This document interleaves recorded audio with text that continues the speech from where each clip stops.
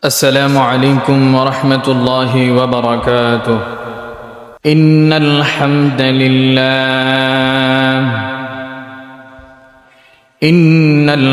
لله الأكرم الذي خلق الإنسان وكرم وعلمه من البيان ما لم يعلم، فسبحان الذي لا يحصى امتنانه باللسانه ولا بالقلم.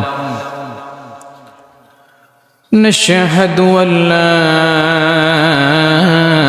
إله إلا الله وحده لا شريك له، ونشهد أن سيدنا وحبيبنا ومولانا محمدا عبده ورسوله الذي أرسله بالحق بشيرا ونذيرا وداعيا إلى الله بإذنه وسراجا وقمرا منيرا. فقد قال الله تعالى في كلامه المجيد وفرقانه الحميد: أعوذ بالله من الشيطان الرجيم. بسم الله الرحمن الرحيم. يا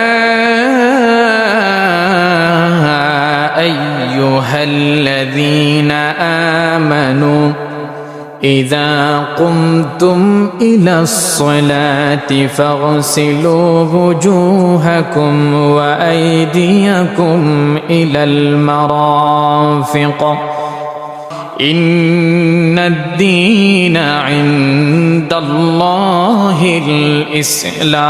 الإسلام. صدق الله العظيم وصدق رسوله النبي الكريم، ونحن على ذلك من الشاكرين، والحمد لله رب العالمين. إن الله وملائكته يصلون على النبي يا أيها الذين آمنوا صلوا عليه وسلموا تسليما. اللهم صل على مولانا محمد وعلى آل سيدنا مولانا محمد। সবাই মুহাব্বতে পড়ুন আল্লাহুম্মা সাল্লি আলা সাইয়্যিদিনা মাওলানা মুহাম্মদ ওয়া আলা আলি সাইয়্যিদিনা মাওলানা মুহাম্মদ। আল্লাহ তুমি কবুল করো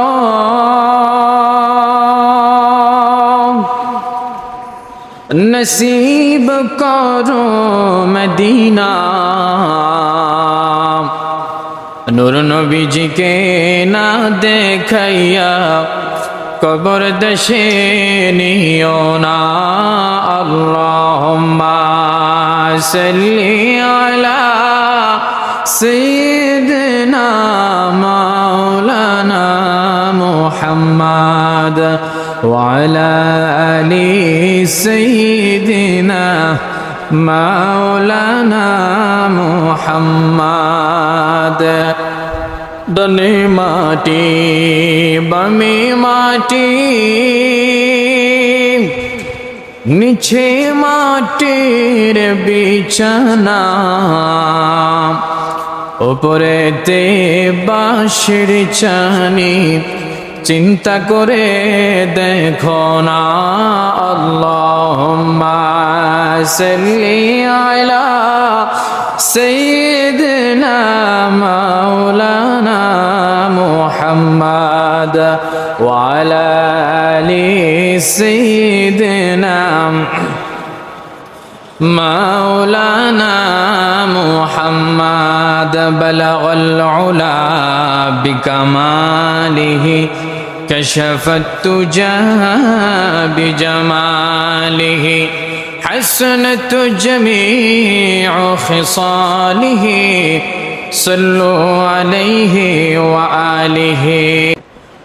আল্লাহ রাব্বুল আলামিন সূরাতুল মাইদার 6 নম্বর আয়াতে কারিমার ভিতরে মুমিনের জন্য ঘোষণা দেয়, ইয়া আইয়ুহাল্লাযীনা আমানু ইযা কুমতুম ইলাস সালাতি ফাগসিলু ওয়ুজুহাকুম ওয়া আইদিয়াকুম ইলাল মারাফিক। বলেন আল্লাহু আকবার।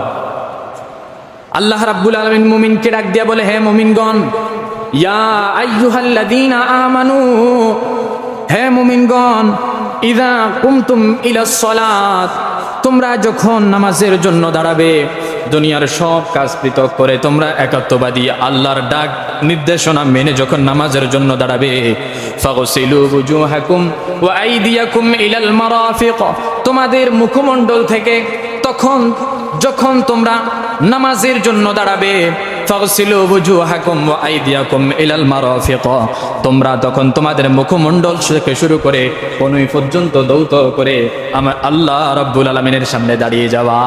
সুবহানাল্লাহ। আল্লাহ কি বলেছে ইসলামের পবিত্র সম্পর্কে, নিজের শরীর এবং ওযু সম্পর্কে আল্লাহ সূরাতুল মাইদার এই 6 নম্বর আয়াতে কারিমার ভিতরে আল্লাহ আমাদেরকে বোঝায়, ইয়া আইয়ুহাল্লাযীনা আমানু, হে মুমিনগণ, ইযা কুমতুম ইলাস সালাতি, তোমরা যখন নামাজের জন্য দাঁড়াবে, ফাগসিলু ওয়ুজুহাকুম ওয়া আইদিয়াকুম ইলাল মারাফিক, তখন তোমাদের মুখমণ্ডল ও কনুই পর্যন্ত হাত দৌত করে নাও। আমরা এখন নামাজের জন্য দাঁড়াই। আমি সংক্ষিপ্ত সময়ে আপনাদেরকে বোঝানোর চেষ্টা করি। আমরা যখন নামাজের জন্য প্রস্তুতি গ্রহণ করি, আমাদের মাঝে কিছু মুসল্লি আছে, দেখবেন যখন আজান শুরু হয়ে যায় তখন ব্যস্ততা থাকে না, মসজিদে আসবে এমন একটা পরিস্থিতি তার কাছে তখন তৈরি হয় না। যখন কিনা মসজিদে খুতবা শুরু হয়, অর্থাৎ ওয়ামা আলাইনা ইল্লাল বালাগ বলে আলোচনা শেষ হয়ে যায়, আমাদের সমাজের কিছু মুসল্লি দেখবেন তখন মসজিদের দিকে রওনা দেয়। আছে না এমন মুসল্লি? কথা বলেন, আছে না নাই? আপনাদের সমাজে না থাকতে পারে, কিন্তু বিভিন্ন সমাজে এমন মুসল্লি আছে। তারা কি করে, আলোচনা শুরু হলে তখন গোসলের জন্য যায়, তখন একটু বিবির সাথে মোয়াকালা করে, তারপরে যাই প্রস্তুতি গ্রহণ করে সব কিছু শেষ করে এবার যখন আলোচনার মধ্য অবস্থায় যায় তখন গোসলের জন্য যায়। এরপরে যখন এবার আলোচনা শেষ হয়ে যায় তখন তাড়াতাড়ি করে কোনোরকম কাপড় চোপড় গোসলখানা রাইখা মসজিদের দিকে দৌড় দেয়। এমন মুসল্লি আছে না? কিন্তু আল্লাহ রাব্বুল আলামিন বলেছে, হে মুমিনগণ, তোমরা যখন নামাজের জন্য দাঁড়াবে তখন তোমাদের মুখমণ্ডল থেকে শুরু করে হাতের কোন পর্যন্ত সুন্দরভাবে দৌত করে নাও। বলেন সুবহানাল্লাহ। আমার ভাইয়েরা, আল্লাহ রাব্বুল আলামিন পবিত্রতাকে কেন পছন্দ করে, পবিত্র হওয়ার জন্য কেন বললেন? আল্লাহ রাব্বুল আলামিন মূলত পবিত্র অর্জনকারী যারা পবিত্রতা থাকে তাদেরকে বেশি ভালোবাসেন। আল্লাহ রাব্বুল আলামিন সূরাতুল বাকারা 222 নম্বর আয়াতের ভিতরে আল্লাহ রাব্বুল আলামিন ঘোষণা দেন, ইন্নাল্লাহা ইউহিব্বুত তাওয়াবিনা ওয়া ইউহিব্বুল মুতাতাহহিরিন। আল্লাহ রাব্বুল আলামিন বলেন, ইন্নাল্লাহা ইউহিব্বুত তাওয়াবিন, নিশ্চয় আল্লাহ রাব্বুল আলামিন তওবাকারীকে ইউহিব্বুত তাওয়াবিনা ওয়া ইউহিব্বুল মুতাতাহহিরিন ওয়া ইউহিব্বুল মুতাতাহহিরিন, এবং পবিত্রতা অর্জনকারীকে আল্লাহ রাব্বুল আলামিন সবার চাইতে বেশি ভালোবাসেন। বলেন সুবহানাল্লাহ। আল্লাহ কাকে ভালোবাসেন? যে ব্যক্তি পবিত্রতা অবস্থায় থাকে এবং যে ব্যক্তি সব সময় তওবা করে, কি করে? তওবা করে, নত হতে ভালোবাসে। আল্লাহ রাব্বুল আলামিন ওই সমস্ত বান্দাদেরকে বেশি ভালোবাসেন। আল্লাহ কি এখানে কোনো মুরব্বির কথা বলেছে? আমার সাথে কথা বলবেন, কোন মুরব্বির সাথে কথা বলেছে? না। আল্লাহ কোন উলামায়ে কেরামের কথাও বলে নাই, আল্লাহ মসজিদের ইমামের কথাও বলে নাই, আল্লাহ স্পেশালি কোন মুসল্লির কথাও বলে নাই। আল্লাহ রাব্বুল আলামিন সরাসরি সকল বান্দার জন্য ঘোষণা দিয়েছে, ইন্নাল্লাহা ইউহিব্বুত তাওয়াবিনা ওয়া ইউহিব্বুল মুতাতাহহিরিন। নিশ্চয় আল্লাহ রাব্বুল আলামিন তওবাকারী এবং পবিত্রতা অর্জনকারীকে সবচাইতে বেশি ভালোবাসেন। বলেন সুবহানাল্লাহ। এখন আল্লাহর এই মেসেজ অনুযায়ী আমাদেরকে পবিত্রতা থাকার প্রয়োজন আছে না নাই? কথা বলেন, আছে না নাই? আছে না? আমাদের পবিত্রতা থাকতে হবে। এবার আল্লাহ কেন পবিত্রতা থাকার জন্য বলেছে? মুহতারাম হাজিরিন, আল্লাহ পবিত্র থাকার জন্য এই জন্য বলেছে, আল্লাহ প্রত্যেক বান্দার জন্য, নবীর প্রত্যেকটা উম্মতের জন্য দিনে 5 বার মুয়াজ্জিন ডাক দেয় না?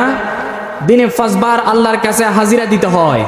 এই জন্য আল্লাহ রাব্বুল আলামিন বলেছে, যখনই মসজিদের মাইকে আজান হয়ে যাবে, বান্দা যখন তুমি সাথে সাথে যেন আমার ডাক শুনে আমার ঘর পর্যন্ত আসতে পারো, সেজন্য সব সময় আমাদেরকে পবিত্রতা থাকতে হবে। এবং যারা পবিত্রতা থাকবে তাদের জন্যও আল্লাহ ঘোষণা দিয়েছে, তাদেরকে আল্লাহ রাব্বুল আলামিন সবার চাইতে সবচাইতে বেশি ভালোবাসে। বলেন সুবহানাল্লাহ। আমার বন্ধুগণ, আল্লাহ রাব্বুল আলামিন এবার নিজের পোশাককে পরিবর্তন করলে পরিবর্তন নয়, নিজের পোশাককে পবিত্র রাখাকে পবিত্রতা বলে না, নিজের পরিবারকে পবিত্র রাখাকে পবিত্রতা বলে না। পবিত্রতা বলে ওই ব্যক্তিকে। আল্লাহ রাব্বুল আলামিন সূরাতুল আলার 14 নম্বর আয়াতের ভিতরে বলেন, ক্বাদ আফলাহা মান তাযাক্কা।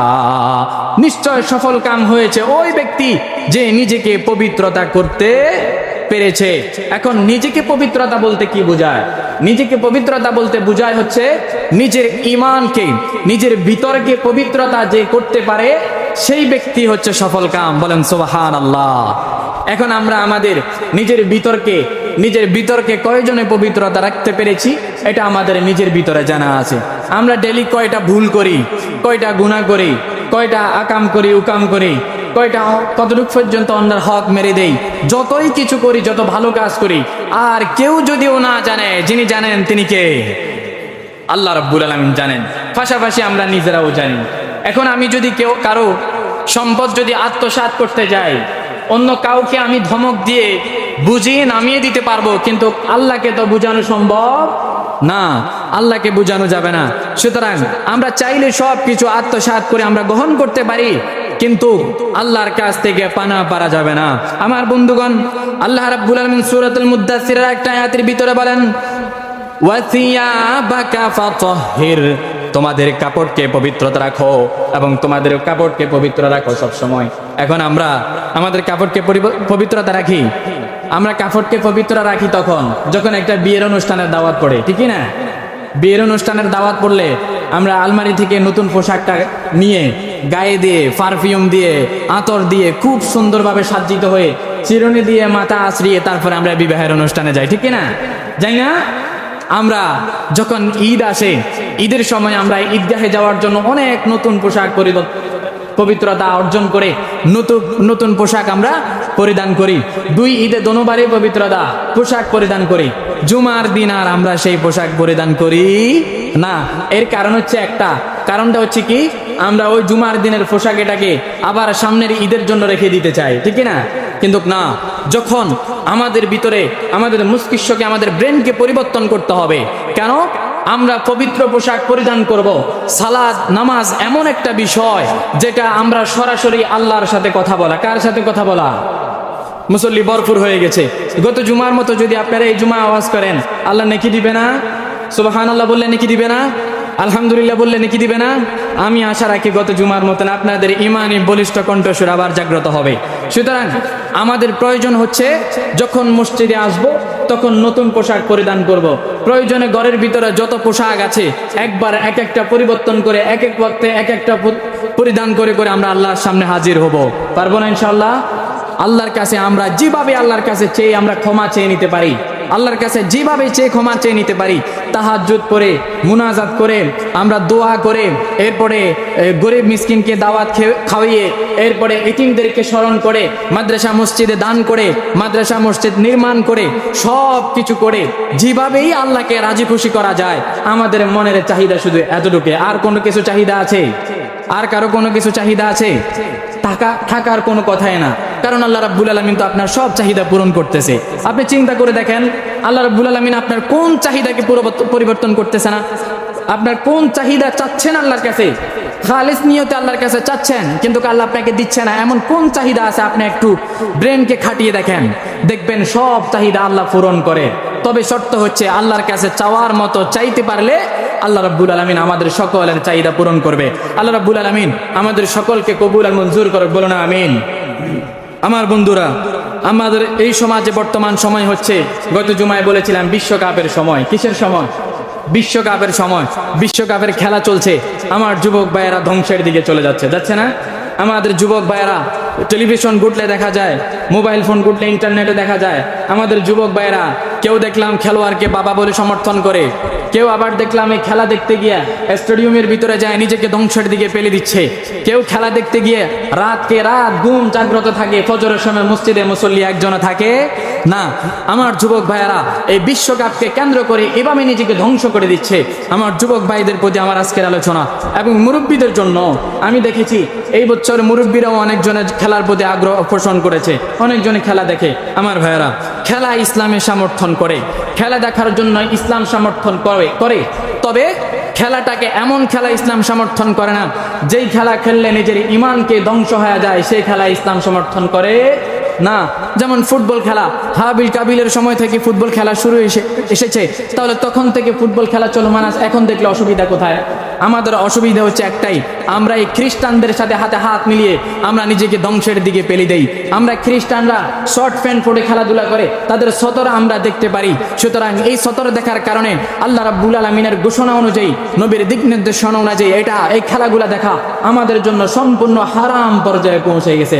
আমার যুবক ভাইয়েরা, তাহলে একটু চিন্তা করে দেখেন, আমরা এই খেলাধুলার জন্য নিজেকে এত বিলীন করে দিলাম।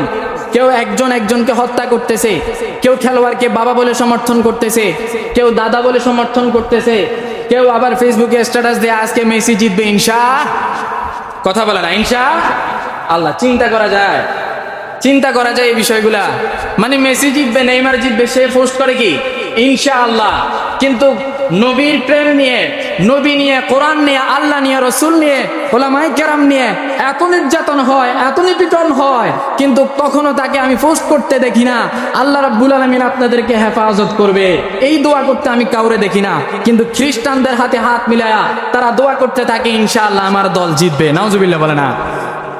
আমার বন্ধুগণ, আমরা বিশ্বকাপকে কাছে টেনে নিয়ে নিজেকে এমন ভাবে ঠেলে দিচ্ছি, কিন্তু আমরা যদি সাহাবাই কেরামের ইতিহাসের দিকে চলে যাই, আমাদের সাহাবাই কেরামরা, নবীর সাহাবীরা কেমন করে নিজের জীবনকে, নিজের পরিবারকে, পরিজনকে ইসলামের জন্য, দিনের জন্য, নবীর জন্য নিজেকে বিলীন করে দিয়েছে। এই ঘোষণা বলতে গিয়ে আমি আপনাদেরকে বোঝানোর জন্য আল্লাহ নবীর একজন সাহাবী মুসআব ইবনে উমাইরের ঘটনা শোনাই। কি নাম? মুসআব ইবনে উমাইর।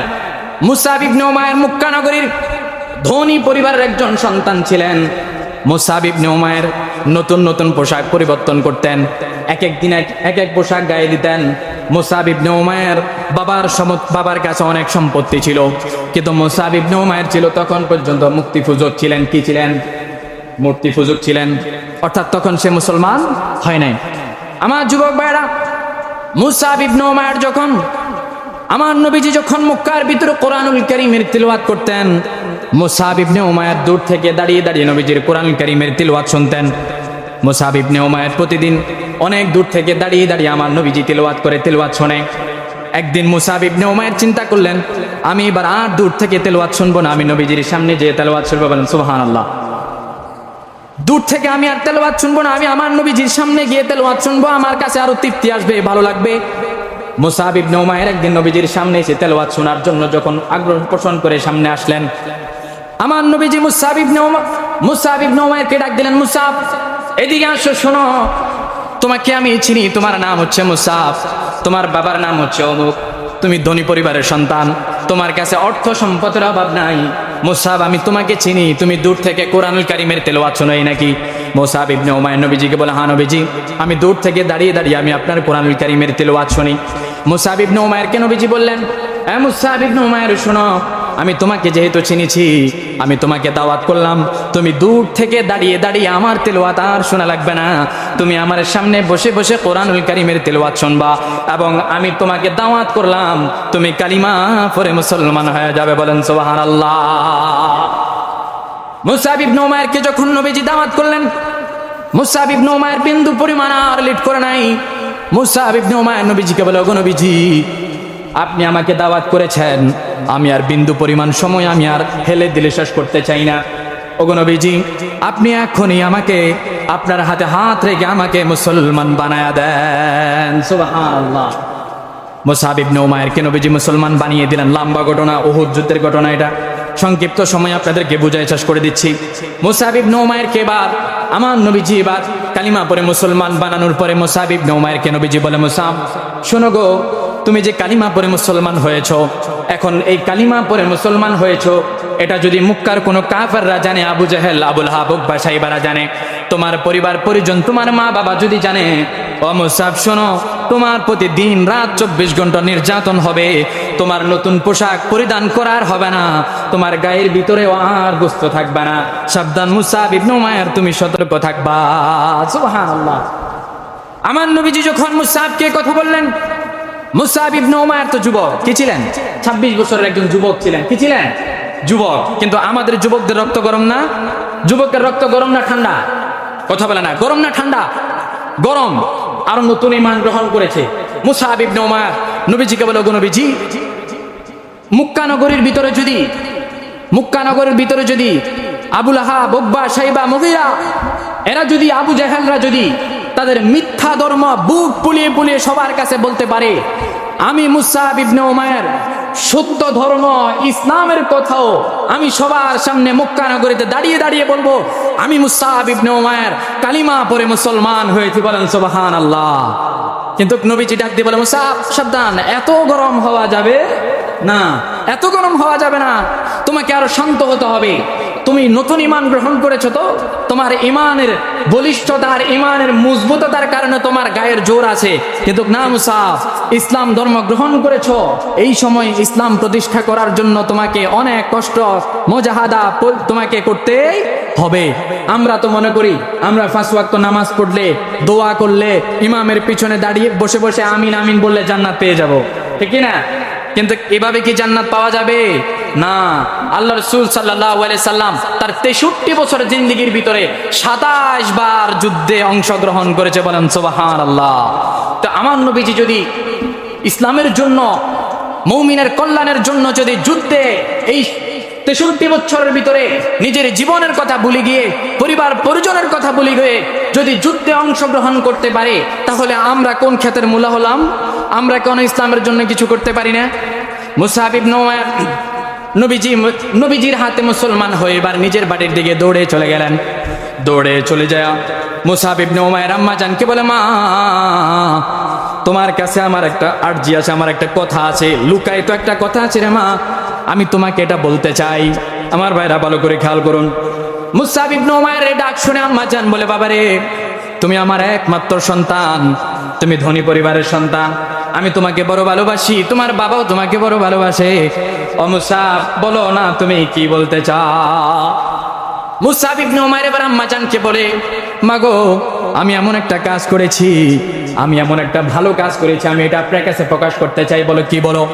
মুসাব ইবনে উমাইরের আম্মা জান যখন বললেন, মুসাব ইবনে উমাইর এবার আম্মা জানকে বলে, মারে, আমি আব্দুল্লাহ ছেলে মোহাম্মদের হাতে, আমার নবীজির হাতে হাত রেখে আমি মুসলমান হয়ে গেছি। সুবহানাল্লাহ। মুসাব ইবনে উমাইরের মা এই কথা শুনে গা শিউরে উঠলেন, বললে, বাবা, তুমি আমার একমাত্র সন্তান, আদরের পুত্র, তোমাকে 10 মাস 10 দিন পর্যন্ত আমি গর্ভে ধারণ করেছি, তোমাকে আমি এত ভালোবাসি। ও মুসাব, তুমি যে এই ইসলাম ধর্ম গ্রহণ করলা, কালিমা পড়লা, তুমি কি একবারও আমি জনম দুঃখিনী মার কথা তুমি একবারও চিন্তা করো নাই? তুমি কি তোমার মার কথা, তোমার বাবার কথা একবারও চিন্তা করো নাই?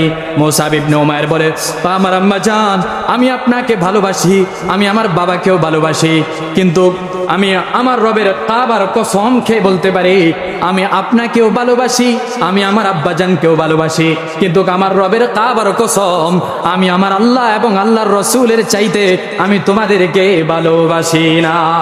সুবহানাল্লাহ। বলে, বাবা তুমি এখন কি করতে চাও? মুসাব ইবনে উমাইর এবার বলে, মাগো আমি এমন একটা ধর্ম গ্রহণ করেছি যে ধর্মের কথা আমার আল্লাহ রাব্বুল আলামিন পবিত্র কোরআনুল কারীমে সূরাতুল আলে ইমরানের 19 নম্বর আয়াতের ভিতরে ঘোষণা দেন, ইন্নাদ-দীনা ইনদাল্লাহিল ইসলাম। আল্লাহু আকবার। মুসাব ইবনে উমাইর তার আম্মা জানকে বলে, মারে আমি এমন একটা ধর্ম গ্রহণ করেছি, আমি এমন একটা ধর্ম গ্রহণ করেছি যে ধর্মের কথা আমার রব্বে কাবা তার কালামে ফাকের ভিতরে ঘোষণা দিয়েছে, ইন্নাদ-দীনা ইনদাল্লাহিল ইসলাম, নিশ্চয় আল্লাহর নিকট একমাত্র মনোনীত দিন হলো ইসলাম। সুবহানাল্লাহ। মুসাব ইবনে উমাইর তার আম্মাজানকে বলার পরে আমি গুছিয়ে সংক্ষিপ্ত সময় বলে দিচ্ছি। মুসাব ইবনে উমাইর আব্বাজানকে এবার ডাক দিল, শোনো গো, শোনো, তোমার সন্তান কি কাজ করেছে তোমার শোনার দরকার আছে। তোমার সন্তান ওই মোহাম্মদ জাদুঘরের হাতে হাত রেখে কালিমা পড়ে মুসলমান হয়েছে এসেছে। মুসাব ইবনে উমাইর আব্বাজান এবার মুসাবের কাছে এসে পৌঁছাইলেন। বলে, বাবারে তুমি এমন কি কাজ করলা? তুমি আমাদের কথা কি একবারও চিন্তা করলা না? তোমাকে এত বছর পর্যন্ত এত কষ্ট করে লালন পালন করেছি। ও মুসাব, তোমাকে এত বছর পর্যন্ত আমরা লালন পালন করার পরে তুমি কোন মুহাম্মদের হাতে হাত রেখে তুমি কালিমা পড়েছো? তুমি সাবধান। ও মুসাব, তোমাকে আমি 1 মাস সময় দিলাম। কয় মাস? কথা বলে না, কয় মাস? মুসাব ইবনে উমাইর আব্বাজান বলছে, বাবা তোমাকে আমি 1 মাস সময় দিলাম, তুমি 1 মাসের ভিতরে যে ধর্ম গ্রহণ করেছো এই ধর্মের কথা বলে যাও, তুমি আগের মতো মূর্তি পূজা শুরু করে দাও, তুমি আবার আমাদের ধর্মে চলে আসো রে বাবা। সাবধান, তুমি মুহাম্মদের কথা শুনে যদি কালিমা পড়ে মুসলমান হয়েছো ঠিক, কিন্তু এই ধর্ম তোমাকে কখনো শান্তি দিতে পারবে না। কিন্তু আমার আল্লাহ রাব্বুল আলামিন বলেছে, নিশ্চয় আল্লাহর কাছে মনোনীত শান্তির ধর্ম কি? ইসলাম। মুসাব ইবনে উমাইরকে এবার প্রশ্ন করলো, মুসাব তুমি কি করতে চাও?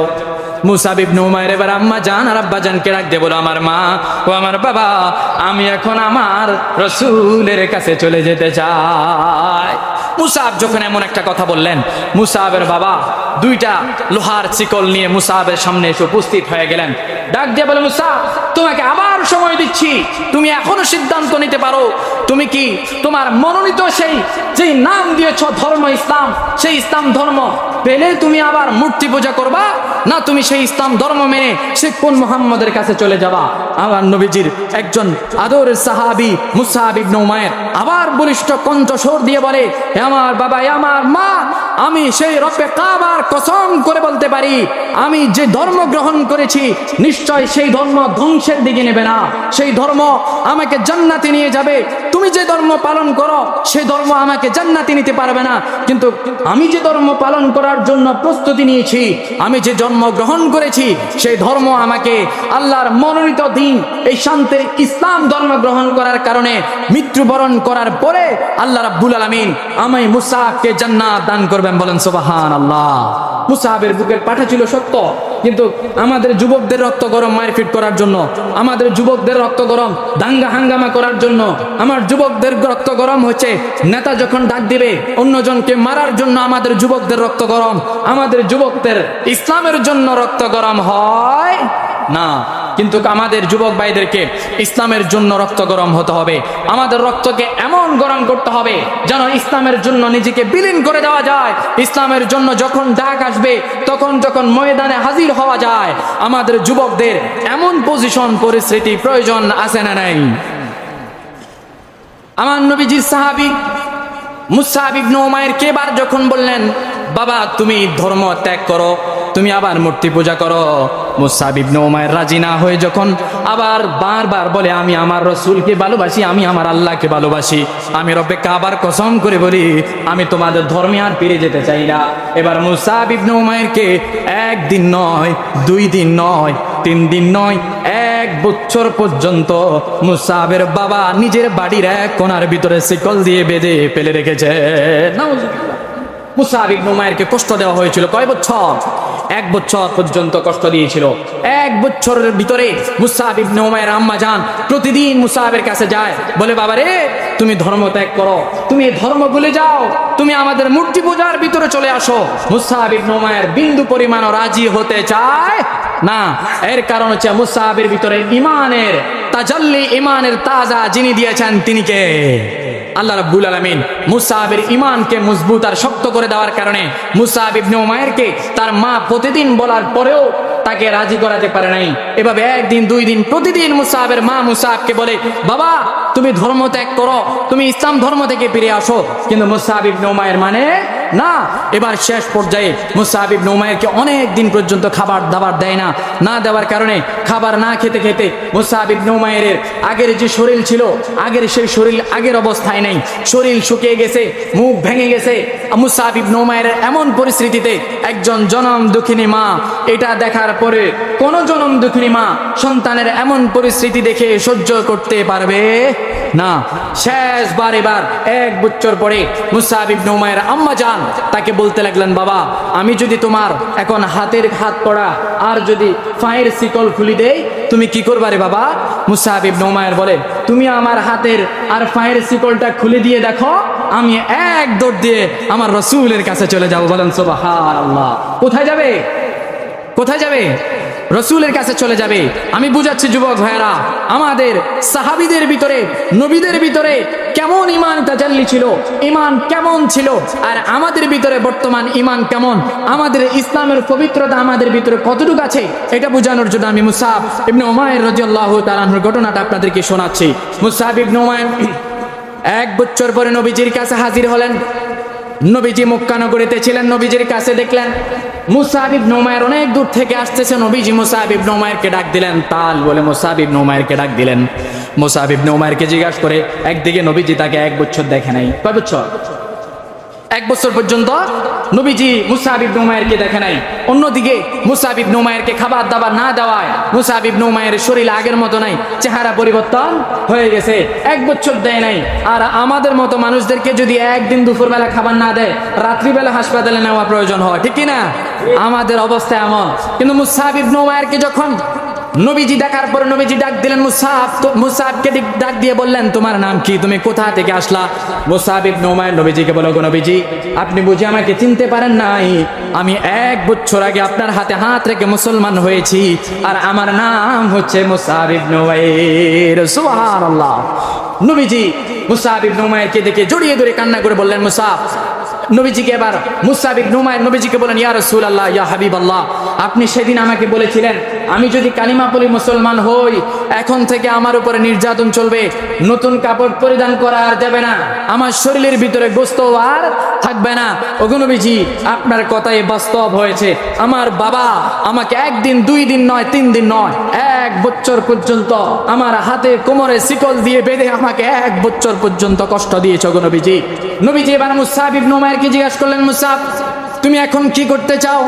মুসআব ইবনে উমাইর বলে, ওগো নবীজি আমি 1 মুহূর্তের জন্য, আমি 1 সেকেন্ডের জন্য আপনি নবীজির সাথ থেকে আমি সরতে চাই না।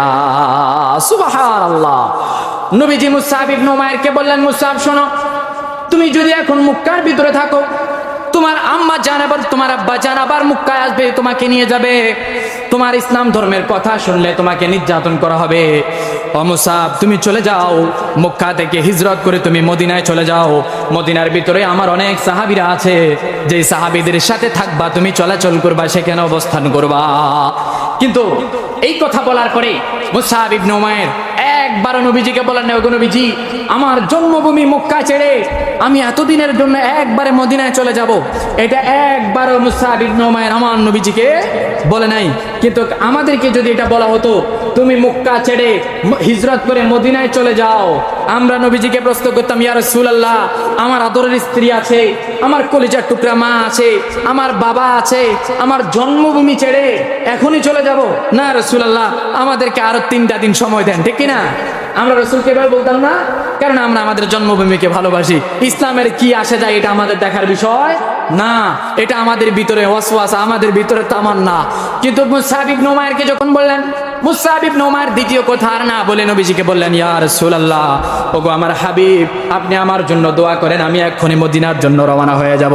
নবীজি দোয়া করে দিলেন। মুসআব ইবনে উমাইর লম্বা সময় মক্কা থেকে হিজরত করে মদিনায় চলে গেলেন। এমন তো অবস্থায় নবীজিও মক্কা থেকে হিজরত করে মদিনায় চলে যাবার সময় হয়ে গেছে। নবীজি মক্কা থেকে হিজরত করে মদিনায় চলে গেলেন। এমন অবস্থায় আল্লাহ রাব্বুল আলামিনের পক্ষ থেকে জিবরাইল আমিন আলাইহিস সালাতু ওয়াস সালাম নবীজির কাছে সুসংবাদ নিয়ে এসেছে, ওগো নবীজি, ওগো নবীজি, মক্কা থেকে 30,000 কাফেররা মদিনার মুসলমানদেরকে এবং আপনাকে ধ্বংস করার জন্য মক্কার কাফেররা 30,000 কাফেলা নিয়ে যুদ্ধ করার জন্য মদিনায় আসতেছে। ওগো নবীজি, আপনি তাদেরকে দমানোর জন্য প্রস্তুতি গ্রহণ করুন। কয় হাজার? 30,000। কয় হাজার? 30,000 কাফের আমার নবীজিকে ধ্বংস করার জন্য, মুসলমানদেরকে ধ্বংস করার জন্য এই মক্কার দিকে রওনা হয়েছে। জিবরাইল আল্লাহর পক্ষ থেকে ওহী নিয়ে নবীজির কাছে যখন পৌঁছে দিলেন, নবীজি এবার মুরব্বী যত সাহাবী আছে তাদেরকে প্রশ্ন করা শুরু করলেন। হে আবু বকর রাদিয়াল্লাহু আনহু, হে আবু বকর, আপনি আপনার সিদ্ধান্ত মতামত দেন। ওমর, আপনি আপনার সিদ্ধান্ত মতামত দেন। এই 30,000 কাফেরদেরকে আমরা কিভাবে ধ্বংস করব আর কিভাবে তাদের সাথে যুদ্ধ করে আমরা পেরিয়ে উঠতে পারবো। সেই যুদ্ধের নাম হচ্ছে উহুদ যুদ্ধ। কি যুদ্ধ? নাম শুনছেন না? উহুদ যুদ্ধের নাম শুনছেন না? উহুদ যুদ্ধের অনেক ইতিহাস আছে, সেখান থেকে আমি একটা ইতিহাস আপনাদেরকে বলছি। বুঝছেন কতটুকু আমি জানি না, বোঝানোর জন্য আমি বলেছি। আমার ভাইরা, মুসআব ইবনে উমাইরকে নবীজি যখন মদিনায় পাঠিয়ে দিলেন, নবীজিও মক্কা থেকে হিজরত করে মদিনায় গেলেন। এমন অবস্থায় উহুদের যুদ্ধের ডাক চলে এসেছে। নবীজি যখন মুরব্বী সাহাবীদেরকে বললেন, সাহাবীরা তোমরা বলো এই 30,000 কাফেরদেরকে কিভাবে ধ্বংস করা যায়, তাদেরকে কিভাবে দমানো যায়, তোমরা একজন একজন করে বলতে থাকো। আবু বকর, ওমর, ওসমান সবাই মুরব্বী সাহাবীরা নবীজিকে বললেন, ওগো নবীজি, এভাবে আমরা তাদেরকে কতল করতে পারবো না। আমরা মদিনার দেওয়ালের উপরে দাঁড়াবো, পাহাড়ের উপরে দাঁড়াবো। যখন কাফেররা মদিনার ভিতরে ঢুকবে, আমরা উপর থেকে তীর নিক্ষেপ করব, তলোয়ার দিয়ে আঘাত করব। যখন আমরা আঘাত করা শুরু করে দিব, তখন এই কাফেররা মদিনার ভিতরে ঢুকতে পারবে না। সুবহানাল্লাহ। এটা কি খুব গুরুত্বপূর্ণ একটা বিষয় না? নবীজির কাছে মুরব্বী সাহাবীদের কথা কিন্তু অনেক মর্যাদা, অনেক দাম। নবীজি শুনলেন। এবার যুবক সাহাবীদেরকে ডাক দিলেন, ও যুবক সাহাবীরা, তোমরা একটা সিদ্ধান্ত দাও। মক্কা থেকে যে 30,000 সৈন্যরা আসতেছে আমাদেরকে ধ্বংস করার জন্য, এই 30,000 সৈন্যদেরকে আমরা কিভাবে দমন করব। যুবক তো, যুবকদের রক্ত গরম, বলেছি না? যুবকদের হচ্ছে রক্ত গরম। যুবকরা নবীজিকে বলে, ইয়া রাসূলুল্লাহ, কিসের বিল্ডিং এর উপর উঠবো আর কিসের পাহাড়ের উপর উঠবো? এত কিছু করার প্রয়োজন নাই। সরাসরি তীর নিব কাঁধে, হাতে নিব তলোয়ার, ময়দানে চলে যাব। আমাদের ফাইনাল খেলা হবে ময়দানে। বলেন আল্লাহু আকবার। কোথায় হবে? ময়দানে আমাদের সাথে তাদের সাথে ফাইনাল খেলা হবে, সাধারণ খেলা নয়। আমাদের সাথে ফাইনাল খেলা তাদের সাথে ময়দানে হবে। আমরা কিসের উপরে আটবো আর কিসের নিচে নামবো, কিসের তীর নিক্ষেপ করব, এত কিছুর প্রয়োজন নাই। নবীজি আপনি অনুমতি প্রদান করেন, যুদ্ধের ঘোষণা দেন, আমরা সবাই তলোয়ার নিয়ে ময়দানে তাদের সাথে ফাইনাল খেলা শুরু করতে থাকবো। চিৎকার দিয়ে বলেন আল্লাহু আকবার। লম্বা সময় সংক্ষিপ্ত হয়ে গেছে। আমি আর 2 মিনিট সময় নিতে পারবো? 2 মিনিট দেওয়া যাবে? 2 মিনিট আমি শেষ করে দিচ্ছি। নবীজির কথা শুনে এবার মক্কার কাফেররা সবাই মিলে উহুদ যুদ্ধের জন্য ঘোষণা হয়ে গেছে। আমি সংক্ষিপ্ত সময় শেষ করে দিচ্ছি। যুদ্ধ শুরু হয়ে গেছে। নবীজি যুদ্ধের জন্য প্রস্তুতি গ্রহণ করে যুদ্ধ চলমান হয়ে গেছে। ময়দানের ভিতরে আমার নবীজির সাথে সাহাবী ছিল 3,000। কয় হাজার? 3,000। আর তারা কয়জন? 30,000। আমার নবীজি ছিলেন 30,000 কাফেলাদেরকে নিয়ে 3,000 সাহাবীদেরকে নিয়ে নবীজি যুদ্ধ শুরু করেছে। আর কাফেররা সেদিক থেকে 30,000 কাফের নিয়ে শুরু করেছে। যুদ্ধ চলমান আছে। হাদিসের ভিতরে এসেছে উহুদ যুদ্ধের প্রথম অবস্থায় আমার নবীজির সাহাবীরা এবং নবীজি এমন ভাবে তলোয়ারি চালানো শুরু করেছে, এমন ভাবে তীর নিক্ষেপ করা শুরু করেছে। আমার নবীজির তলোয়ার দিয়ে আঘাত করা আর তীর নিক্ষেপ করা সাহাবীদের উন্মোদন দেখে হাদিসের ভিতরে এসেছে মক্কা থেকে 30,000 যত কাফেররা এই উহুদ যুদ্ধে অংশগ্রহণ করেছে, তারা দামি দামি জিনিসগুলা এই মদিনার উহুদ যুদ্ধের ময়দানের ভিতরে রেখে দৌড়ে মক্কার দিকে শুরু করেছে দৌড়ানো। বলেন আল্লাহু আকবার। উহুদ যুদ্ধ অবস্থান শুরু হয়ে গেল। আমার নবীজির সাহাবীরা মনে করেছে কাফেররা এখন চলে যাচ্ছে, যুদ্ধ শেষ হয়ে গেছে। কিন্তু নবীজি সাহাবীদেরকে বলে দিয়েছিল, সাহাবী তোমরা কেউ এই যুদ্ধের মাঠ থেকে আমি বলা ছাড়া সরে যেও না, তোমরা একজন একজন এক এক জায়গায় অবস্থান করো। এবার সন্ধ্যা, কাফেররা কিন্তু মক্কা নগরীতে যায় নাই, তারা মদিনার বাইরে এক পাহাড়ের নিচে অবস্থান করেছে। তাদের উদ্দেশ্য হচ্ছে যখন সবাই যখন সামনের দিকে চলে যাবে, আমরা যখন সূর্য ডুবে ডুবে অবস্থায় হবে, অন্ধকারের ভিতরে আমরা মুহাম্মাদের এই সৈন্যদেরকে আঘাত করা শুরু করব, আর এই উহুদ যুদ্ধের ভিতরে আমাদের কাফেলা বিজয় হয়ে যাবে। বলেন নাউজুবিল্লাহ। শুরু করে দিয়েছে। সন্ধ্যা যখন নেমে আসছে, তো সাহাবীরা খেয়াল করলেন জোহর শেষ, আসর শেষ, সব শেষ হয়ে যাচ্ছে, কিন্তু এই কাফেররা কিন্তু কার আসে না। তো আমাদের সাহাবীরা মনে করেছে হয়তো যুদ্ধ এখানেই বিলুপ্তি, তারা সামনের দিকে হাঁটা শুরু করলেন। এমন তো অবস্থায় যখন আসমান থেকে যখন এই সূর্যটা একদিকে, চন্দ্র যখন সূর্য একদিকে চলে যাচ্ছে, ঠিক তখনই কাফেররা একদিক থেকে ছুটা শুরু করলেন। ছুটা শুরু করে একজন সাহাবীকে এভাবে আঘাত করতে করতে হাদিসের ভিতরে এসেছে সেই উহুদ যুদ্ধের ভিতরে আমার রাসূলুল্লাহ সাল্লাল্লাহু আলাইহি ওয়াসাল্লামের 70 জন সাহাবী শহীদ হয়েছেন। আল্লাহু আকবার। কয়জন? 70 জন সাহাবী শহীদ হয়েছেন। সেই 70 জনের ভিতরে একজন ছিল হচ্ছে ওই মুসআব ইবনে উমাইর রাদিয়াল্লাহু তাআলা আনহু। যুদ্ধ শুরু করে মুসআব ইবনে উমাইর, লম্বা ঘটনা, আরো লম্বা সময় লাগবে। মুসআব ইবনে উমাইর এক হাত কেটে দিলেন। মুসআব তখন কালিমার পতাকা বাম হাতে নিলেন, বাম হাতও কেটে দিলেন। মুসআব ইবনে উমাইর কালিমার পতাকা নিজের দাঁতের সাথে কামড় দিয়ে উপরের দিকে ধরে রাখলেন। মুসআব ইবনে উমাইরকে যখন বুকের দিকে তীর নিক্ষেপ করা শুরু করেছে, মুসআব ইবনে উমাইর তখনও মাথাকে উপর দিকে তুলে দিয়ে এই কালিমার পতাকার দান মুবারকের লাঠিকে, এই কালিমার পতাকার লাঠিকে মুসআব ইবনে উমাইর কালিমার পতাকার কামড় দিয়ে উপরের দিকে ধরে রেখেছেন। এমন তো অবস্থায় যুদ্ধ শেষ হয়ে যাচ্ছে। আমার নবীজি সাহাবীদেরকে বলেন, সাহাবীরা, আমার যে সমস্ত সাহাবীরা শহীদ হয়েছে তাদের লাশকে আমার সামনে নিয়ে আসো।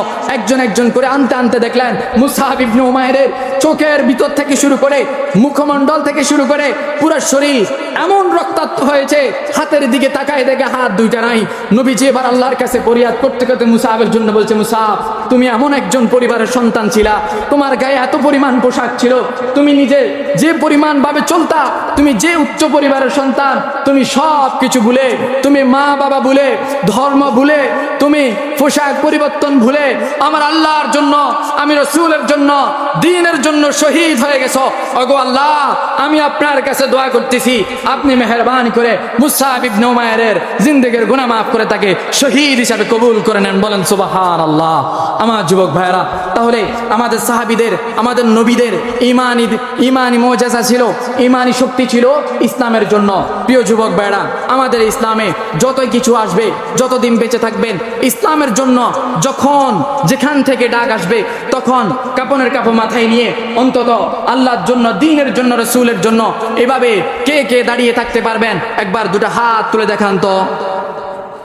নারায়ে তাকবীর, নারায়ে তাকবীর, আল্লাহু আকবার। আল্লাহ পাক রব্বুল আলামিন আমাদের অত্র সমাজের সকলকে কবুল আর মঞ্জুর করুক। বলুন আমিন। ওয়া আখির দাওয়ানা আলহামদুলিল্লাহি রাব্বিল আলামিন। আসসালামু আলাইকুম ওয়া রাহমাতুল্লাহি ওয়া বারাকাতুহু।